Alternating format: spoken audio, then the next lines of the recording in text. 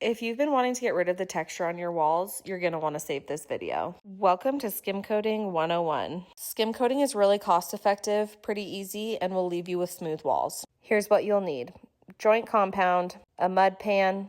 I use a taping knife and a putty knife because it's easier for me. And if you're working around carpet, you're going to want some kind of drop cloth. I'm starting this video with a brand new tub of joint compound. The texture can be pretty spongy and thick to start, so I usually add water. For the top of this one, I only added about a cup, and you can already see how smooth it's making it. You don't have to add water, but I've noticed that I work a lot faster when it's a lot smoother, and my arms don't get tired as quickly. Next, we're gonna apply the joint compound to our textured wall. This essentially is like squeegeeing a shower or a glass window. You apply the joint compound to the wall and then scrape it until it's smooth. With skim coating, you're filling in the texture as opposed to trying to scrape it off. So you keep working until everything is filled in.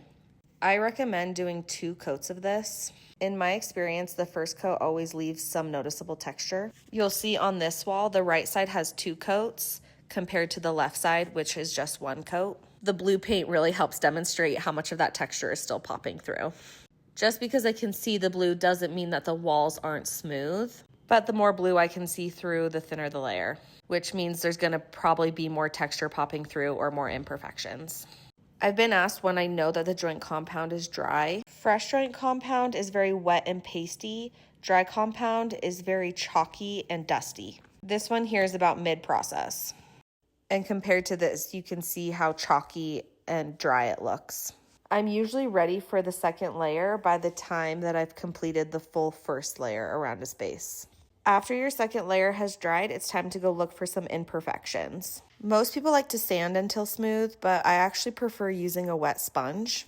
This method is way less messy because you're rubbing it in instead of sanding it off. However, for those inside corners, I do like using a sanding block to make sure that I get any of those chunks out. Joint compound is extremely porous, so you do need to prime before painting. The video quality isn't amazing, but you can see compared to the earlier clips of the texture, this is what it looked like after priming. Here's a quick reminder of the before, and here it is after paint. My camera doesn't even know what to pick up. That's all I have for you on skim coating. Let me know if you have any questions.